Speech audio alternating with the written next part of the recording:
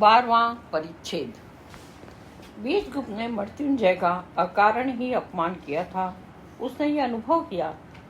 दूसरे दिन प्रातःकाल जब श्वेतांग बीजगुप्त के पास आया, बीजगुप्त ने कहा, श्वेतांग, मृत्युंजय के भोज में मैंने संभवतः कुछ अनुचित बात कह दी थी, परंतु मैं अभी तक नहीं समझ पा रहा कि मैंने क्या अनुचित कहा। तुम वहां पर उपस्थित थे, तुम्हें सब बातें स्मरण होगी। कुछ सोचकर श्वेतांग ने कहा, स्वामी जी ने जो कुछ कहा वह उचित ही कहा। रही अपमान की बात, वहाँ मैं भी इतना समझता हूँ कि बातें इतनी खुलकर हुई थी कि आर्यश्रेष्ठ को अपने को अपमानित समझना असंभव बात नहीं है, पर उसकी चिंता ही क्या। सत्य सत्य है, एक दूसरे के विरोधी सिद्धांत हो सकते हैं। नहीं, यह तुम भूलते हो श्वेतांग। सत्य सत्य है, पर सत्य अप्रिय न होना चाहिए। जो कुछ मैंने कहा वह किसी दूसरे ढंग से प्रिय रूप में कहा जा सकता था। बीजगुप्त को मृत्युंजय के अपमान का अधिक ध्यान न था। उसे खेद था कि यशोधरा को अपनी बातों से अकारण दुख पहुंचाने पर उनकी दृष्टि के आगे यशोधरा का चित्र नाच रहा था। यशोधरा प्रेम करने की प्रतिमा थी। उनका भोलापन, उसकी प्रशांत और सुधा संचित आंखें, उसका लज्जा और तेज विभूषित अति सुंदर मुखमंडल, यह सब रह रहकर बीजगुप्त के सामने नाच उठते थे। पर यशोधरा से प्रेम न कर सकता था, क्योंकि वह चित्रलेखा से प्रेम करता था। चित्रलेखा की मादकता यशोधरा में न थी। चित्रलेखा का हृदय यशोधरा में था या नहीं, इसका वह निर्णय कर सकता था। चित्रलेखा उसकी पत्नी न होते हुए भी पत्नी थी। नर्तकी होते हुए भी वह प्रेम कर सकती थी। धन के वास्ते नहीं, धन की चित्रलेखा के पास कमी न थी, केवल प्रेम के वास्ते। उसे यह बात याद हुआ जब चित्रलेखा से प्रथम बार उसका परिचय हुआ था। चित्रलेखा और यशोधरा में कोई समानता न थी। चित्रलेखा ऊंची, बहुत ऊंची थी। वह आश्चर्य करने लगा कि वह यशोधरा के विषय में क्यों सोच रहा है। उसने श्वेतांग से कहा, श्वेतांग, मेरा कर्तव्य है कि मैं अपने कटु शब्दों के लिए मृत्युंजय से क्षमा प्रार्थना करूं, जैसी स्वामी जी की इच्छा, पर मैं वहां नहीं जाना चाहता। बीजगुप्त यशोधरा को भूलना चाहता था। मैं एक पत्र देता हूँ, उसे मृत्युंजय को दे आना, जैसी स्वामी की इच्छा। बीजगुप्त ने मृत्युंजय को एक पत्र लिखा और वह पत्र श्वेतांग को दे दिया। श्वेतांग पत्र लेकर मृत्युंजय के यहाँ पहुंचा। पैरी से उसने पूछा, आर्यश्रेष्ठ भवन में ही हैं? पैरी ने कहा, वे कार्यवश कहीं गए हैं, क्या काम है? उनके लिए एक पत्र लाया हूँ, मुझे दे दीजिए, मैं उन्हें दे दूंगा। नहीं, यह पत्र मैं केवल उन्हीं को दे सकता हूँ। श्वेतांग किंचित रुका, या उनकी पुत्री यशोधरा को। श्वेतांग के मुख से अचानक ही यह वाक्य निकल पड़ा। प्रहरी ने यशोधरा को सूचना दी। उसने श्वेतांग को अतिथि भवन में ले जाकर बिठला दिया। थोड़ी देर बाद यशोधरा ने वहां प्रवेश किया।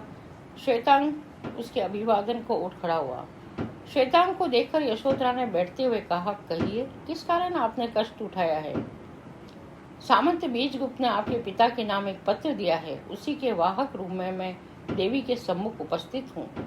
श्वेतांग ने बीजगुप्त के स्वामी न कहना उचित समझा। पिताजी आते ही होंगे, आपको संभवतः अभी प्रतीक्षा में कुछ कष्ट होगा। यशोधरा की बड़ी बड़ी आंखें श्वेतांग की आंखों से मिली, पर उनमें संकोच न था। श्वेतांग कह उठा, पाटलिपुत्र की सर्वश्रेष्ठ सुंदरी देवी की उपस्थिति में बैठने में किसे कष्ट हो सकता है? यशोधरा इस प्रकार की भाषा सुनने की अभ्यस्त न थी, और विशेषतः एक ऐसे व्यक्ति से जिससे उसका केवल कुछ घंटों या कुछ क्षणों का परिचय हो, पर फिर भी बात मीठी थी।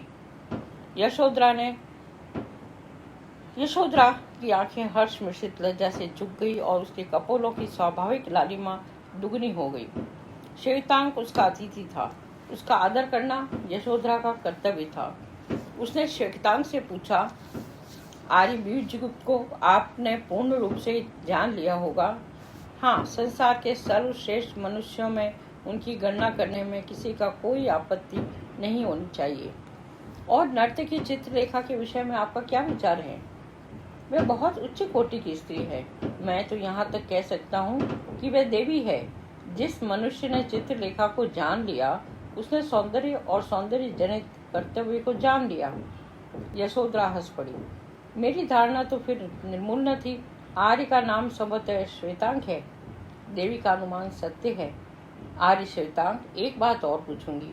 वास्तव में आपके गुरु ने पाप का पता लगाने के लिए आपको सामंत बीजगुप्त के पास भेजा है? और यदि भेजा है तो क्या वास्तव में बीजगुप्त का व्यक्तित्व पाप का पता लगाने का उपयुक्त क्षेत्र है? श्वेतांग मुस्कुराया।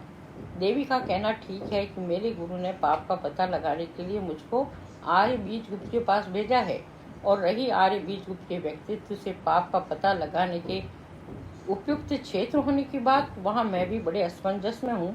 मैं यह भी नहीं बता दूं कि योगी कुमारगिरी के पास मेरा गुरु भाई, जो कल उनके साथ भोज में आया था, पाप का पता लगाने के लिए भेजा गया है। यहाँ भी तुम्हें आश्चर्य होगा, पर आश्चर्य करने की कोई बात नहीं है देवी। यह वास्तव नहीं कि जिनके पास हम भेजे गए हैं वही पापी हो। बहुत संभव है कि उनके संपर्क में आने वाले लोगों में पापी मिले। दूसरी बात यह है कि पाप है क्या, उसको कौन जानता है। जिसको मैं पाप समझता हूँ उसका दूसरा व्यक्ति संभवतः पाप न माने, और साथ ही बहुत सी बातें जिन पर हम ध्यान तक नहीं देते बहुतों के लिए पाप हो सकती है। इस उत्तर से यशोधरा संतुष्ट न हो सकी। आर्य श्वेतांग, मैं आपकी प्रशंसा करूंगी कि आप मनुष्य के गुणों को ही देखने में विश्वास करते हैं। इतने में ही आर्य श्रेष्ठ मृत्युंजय ने भवन में प्रवेश किया। श्वेतांग ने उठकर उनका अभिवादन किया। यशोधरा अंदर चली गई। मृत्युंजय ने श्वेतांग को बैठने का आदेश करते हुए कहा, क्या तुम बीजदूत के वही सेवक हो जो कल उनके साथ था? आर्यशेष का अनुमान ठीक है। स्वामी ने आर्यशेष के नाम एक पत्र दिया है। मृत्युंजय ने पत्र ले लिया। पत्र पढ़कर उनके मुख पर संतोष के भाव व्यक्त हो गए। सामंत बीजगुप्त से कह देना कि उनके क्षमा याचना करने की कोई आवश्यकता नहीं थी, और उनकी और मेरी धारणा वैसी ही निर्मल और स्वच्छ है जैसी पहले थी। एक बात और कह देना, यदि उनको कोई कार्य न हो तो वे संध्या समय यहाँ चले आवे और भोजन भी यहीं करें। कुछ रुककर उन्होंने फिर कहा, और श्वेतांग, तुम भी बीजगुप्त के साथ आमंत्रित हो। श्वेतांग का मुख प्रशंसा से खिल उठा। आर्यश्रेष्ठ की आज्ञा का पालन होगा। यदि स्वामी आएंगे तो मैं भी अवश्य आऊँगा। यद्यपि बिना उनकी आज्ञा के मेरा यहाँ आना कहाँ तक उचित होगा यह मैं नहीं कह सकता। मृत्युंजय हंस पड़े। तुम शांत, गंभीर और कर्तव्यनिष्ठ नवयुवक हो। मैं तुमसे प्रसन्न हूँ। तुम्हारे वंश, तुम्हारे पिता का नाम और उनका निवास? मैं सूर्यवंशी हूँ। मेरे पिता का नाम विश्वपति है तथा उनका निवास कौशल प्रदेश है। तुम्हारे पिता का नाम विश्वपति है और उनका निवास कौशल है। क्या उन्होंने काशी में शिक्षा पाई थी? आर्यश्रेष्ठ ठीक कहते हैं। कितने आश्चर्य की बात है। विश्वपति मेरे गुरु भाई हैं। तुम्हारा स्वागत है। तुम मेरे पुत्र के समान हो। अपने पिता और मृत्युंजय के इस परिचय पर श्वेतांग को कितनी प्रसन्नता हुई यह नहीं कहा जा सकता। श्वेतांग के हृदय में एक प्रकार की आशा उत्पन्न हो गई। वह सोचने लगा, तो यशोधरा का मेरे साथ विवाह हो सकना संभव है? असंभव। श्वेतांग जानता था उसके पिता का वैभव नष्ट हो चुका है, और इसीलिए उसके पिता ग्रामीण जीवन व्यतीत कर रहे थे। वह उच्च कुल का था, पर इससे क्या। मृत्युंजय उसके पिता से धन में श्रेष्ठ थे, वैभव में श्रेष्ठ थे और अधिक शक्तिशाली थे। विवाह में इन बातों की समता आवश्यक होती है। फिर भी आशा दब न सकी। श्वेतांग ने मौन देखकर मृत्युंजय ने कहा, बस श्वेतांग, मेरे भवन को तुम अपना ही समझो। मुझे आश्चर्य होता है कि विश्वपति ने तुम्हारे यहाँ होने की सूचना मुझे क्यों न दी। मेरे पिता आजकल वानप्रस्थ जीवन व्यतीत कर रहे हैं। बहुत संभव है कि यह कारण रहा हो। अच्छा, तो आर्यश्रेष्ठ आज्ञा दे। भोजन का समय हो गया था। मेरे यहाँ इस समय भोजन करने में तो तुम्हें कोई संकोच न होगा? श्वेतांग ने मुस्कुराते हुए कहा, संकोच की कोई बात नहीं है आर्यश्रेष्ठ, पर मैं इस समय आज बीजगुप्त का सेवक हूँ। बिना उनकी आज्ञा के मैं कोई काम नहीं कर सकता। अच्छा, तो अब आप मुझे आज्ञा दें, विलम्ब हो रहा है। आर्य बीजगुप्त मेरी प्रतीक्षा कर रहे होंगे। साधुवाद। अपने कर्तव्य को तुम भली भांति समझते हो। मैं तुम पर प्रसन्न हूँ। तुम जा सकते हो, पर बीजगुप्त से तुम मेरी बात कहना न भूलोगे। श्वेतांग लौट आया। बीजगुप्त से उसने मृत्युंजय के यहाँ निमंत्रण की बात कही। बीजगुप्त कह उठा, मुझे निमंत्रण मिला है, पर क्या मेरा वहाँ जाना उचित होगा? इस निमंत्रण पर बीजगुप्त दोपहर भर विचार करता रहा। उसका वहां जाना अनुचित क्यों था? बीजगुप्त के मन में प्रश्न उठा। यह तो कह सकता था कि उसका वहां जाना अनुचित है, पर वह कारण स्वयं ही न कह सकता था। बहुत तर्क वितर्क के बाद उसने मृत्युंजय के यहाँ जाना निश्चित किया। संध्या के समय उसने श्वेतांग से कहा, श्वेतांग, मैं समझता हूँ कि मुझे किसी भद्र पुरुष का निमंत्रण अस्वीकार न करना चाहिए। उसके मन में यशोधरा को एक बार फिर देखने की, उससे बातचीत करने की अस्पष्ट भावना चक्कर काट रही थी। रात्रि के समय बीजगुप्त श्वेतांग के साथ मृत्युंजय के यहाँ पहुंचा। आर्य मृत्युंजय के भवन में पिछली रात की सी चहल पहल न थी। वहां का वायुमंडल शांत था। मृत्युंजय ने बीजगुप्त का स्वागत किया। विश्राम भवन में जाकर वे लोग बैठ गए। यशोधरा पहले से ही बैठी हुई थी, उनकी प्रतीक्षा कर रही थी। आर्य बीजगुप्त उस पत्र की कोई आवश्यकता नहीं थी। मृत्युंजय ने वार्तालाप आरंभ किया। आर्य श्रेष्ठ, अपनी भूल को स्वीकार करने का प्रत्येक व्यक्ति का कर्तव्य है। मृत्युंजय हंस पड़े। तुम्हारा सेवक श्वेतांग मेरे गुरु भाई विश्वपति का पुत्र है, मुझे आज ये विदित हुआ है। इतना कहकर मृत्युंजय ने श्वेतांग की ओर देखा। किंतु आर्य श्रेष्ठ, श्वेतांग मेरा सेवक नहीं, गुरु भाई है। आर्य बीजगुप्त, आज आपको कुछ विलंब हो गया है। हाँ, आज काशी से मेरे कुछ अतिथि आ गए थे। इस बार यशोधरा ने कहा, काशी तो बहुत सुंदर और प्राचीन नगरी है, क्या आप काशी हो आए हैं? बीजगुप्त ने हंस पड़ा। मेरे जीवन का सबसे सुंदर काल काशी में ही व्यतीत हुआ है। मेरे गुरु महाप्रभु रक्तांबर का निवास स्थान पहले काशी में ही था। देवी यशोधरा, काशी तो यहाँ से निकट है। मैंने संपूर्ण उत्तर भारत का पर्यटन किया है। तो फिर आपने हिमालय पर्वत के भी दर्शन किए हैं? हाँ, हिमालय और हिंदू कुश पर्वतों को भी मैंने देखा है। प्राकृतिक छटा का रूप पूर्ण रूप से पर्वतों में ही मिलता है। इस बार बीजगुप्त ने मृत्युंजय से कहा, आर्यश्रेष्ठ, कितनी ही आश्चर्यजनक बातें मैंने वहाँ देखी है, पर एक घटना को तो मैं भूल ही नहीं सकता। उसे सुनकर दांतों तले उंगली दबानी पड़ती है। यशोधरा ने कौतूहलवश पूछा, क्या आप उस घटना को सुना सकते हैं? अवश्य, बीजगुप्त ने आरंभ किया। कोई 10 वर्ष की बात है। उन दिनों में विद्यार्थी था। महाप्रभु रत्नांबर के साथ में देश यात्रा को निकला। बड़े बड़े नगर उपवनों को पार करते हुए हम दोनों गंगा के किनारे चलते चलते हरिद्वार पहुंचे। वहां समभूमि समाप्त हो गई। मस्तक पर आकाश उठाए हुए पर्वत शिखर हमारे सामने खड़े थे। मैंने महाप्रभु रत्नांबर से पूछा, अब आगे क्या है? उन्होंने कहा, अज्ञात प्रदेश। गंगा के तट पर एक व्यक्ति बैठा हुआ था। उसने संभवतः महाप्रभु का कथन सुन लिया। उसने कहा, क्या कहा? आगे अज्ञात प्रदेश है? ठीक कहते हो, पर इतना मैं कह देना अपना कर्तव्य समझता हूँ। वही अज्ञात देश देवताओं का निवास स्थान है। इन्हीं पर्वत प्रदेशों में कैलाश है। इन्हीं पर्वतीय देशों में गंधर्व नृत्य करते हैं, अप्सराएं क्रीड़ा किया करती है। उस व्यक्ति की बात सुनकर महाप्रभु के मुख पर अविश्वास की एक मुस्कान झलक उठी, पर अनुभव रहित युवा की कल्पना अविश्वास को न अपना सकी। मैंने कहा, बहुत संभव है ऐसा ही हो। महाप्रभु, इन पर्वतों पर चढ़कर उस पर्वत प्रदेश में चलने में क्या कोई आपत्ति है? नहीं, यदि तुम चलना चाहते हो तो मैं प्रस्तुत हूँ। हम दोनों और आगे बढ़े। उस प्रकृति सौंदर्य की हमने कल्पना तक न की थी। वनों में रंग बिरंगे फूल खिले थे, जिससे पर्वतीय शीतल वायु अटकेलियां कर रहा था। पक्षी कलरव गायन कर रहे थे। चारों ओर शांति का साम्राज्य था। वहाँ कोलाहल न था, जनरव न था, केवल एक के ऊपर एक उठती हुई पर्वतमालाएं थी। मार्ग में ग्राम पड़ते थे। उनके निवासी गौड़ वर्ण के थे। उनकी स्त्रियां सुंदरी थी। वे रंग बिरंगे वस्त्र पहने थी। वह हंसती थी और गाती थी। उनमें लज्जा अथवा संकोच न था। मैं युवक था। मैं उनके सौंदर्य पर मोहित हो गया। उन स्त्रियों के झुंड मधुर गान गाते हुए चलते थे। मैं यद्यपि उनकी भाषा न समझ सकता था, पर यह अनुमान कर सकता था कि उनका मधुर गान कवित्वमय है और उसका विषय प्रेम है। मेरे मन ने कहा, क्या यही अप्सराओं का प्रदेश है? हम और आगे बढ़े। ग्राम अब दूर दूर और छोटे छोटे मिलते थे। शीत अधिक तीव्र हो गया था और फल फूल भी कम मिलने लगे थे। एक प्रातः हमने सामने दूर पर एक सोने का पहाड़ देखा। मैं पागल सा चिल्ला उठा, गुरुदेव, सामने कुबेर का सुमेर पर्वत है। महाप्रभु मेरी मूर्खता पर हंसने लगे। वह हिमालय है। हिम पर सूर्य की किरणें चमक रही है। और इसीलिए तुम्हें स्वर्ण का भ्रम हो रहा है। मैं अपनी मूर्खता पर लज्जित हो गया। हम और ऊपर चढ़े। अब पृथ्वी स्थान स्थान पर बर्फ से ढकी थी। हमारा शरीर ठिठुरा जा रहा था। महाप्रभु रक्तांबर ने कहा, अब लौट चले। पर मैंने साहस किया, नहीं महाप्रभु, हम उस हिम से ढके हुए पर्वत के नीचे तक तो चले ही। आगे बढ़कर हमें एक कुटी मिली। उस कुटी में उस समय केवल एक स्त्री बैठी हुई कुछ सोच रही थी।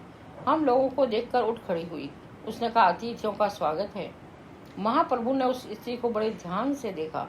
उन्होंने धीरे से मेरे कान में कहा, यह निरापद स्थान नहीं, यहाँ से लौट चलना चाहिए। स्त्री हंस पड़ी।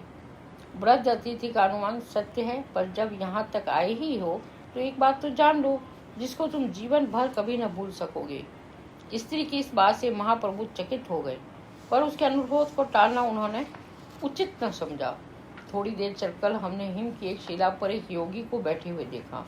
उसकी जटा उसके पैरों तक आ गई थी। नाखून सिंह के पंचों की भांति थे। वह एक टक जिस ओर हम लोग जा रहे थे उसी ओर देख रहा था। हम लोगों ने जाकर उसे अभिवादन किया। उसने आशीर्वाद देकर हमें अपने पास बिठाया। आज न जाने कितने बार मैंने किसी पुरुष को देखा है, कितने समय बाद देखा है। उसने एक ठंडी सांस ली।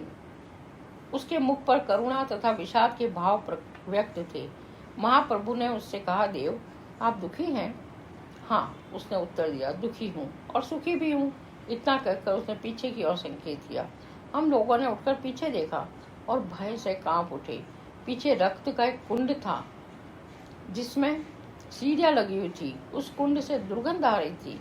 महाप्रभु ने योगी से पूछा, आप ये स्थान त्याग क्यों नहीं देते? उसने उत्तर दिया, त्यागना चाहता हूँ पर त्याग नहीं सकता। न जाने कितनी बार इस स्थान को छोड़ने की बात सोचता हूँ, पर सब व्यर्थ है। यह स्थान नहीं छूट सकता। उसके बाद ज्ञान की बातें होती रही। उसने साधना और उपासना का महत्व हम लोगों को बतलाया। उस योगी का ज्ञान बहुत ऊंचा था। घंटों उस दुर्गंध को सहकर भी हम उसकी ज्ञान की बातें सुनते रहे।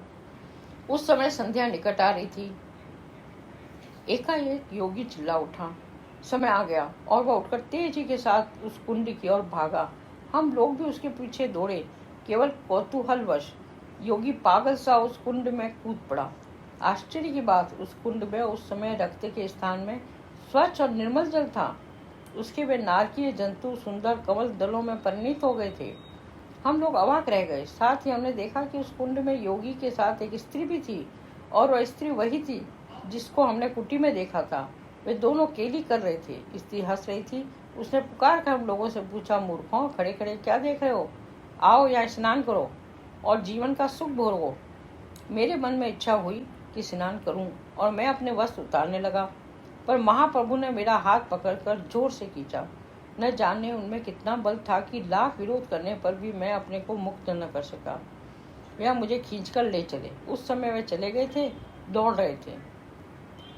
कुटी की पार करते हुए हम लोग पुराने मार्ग से लौट आए।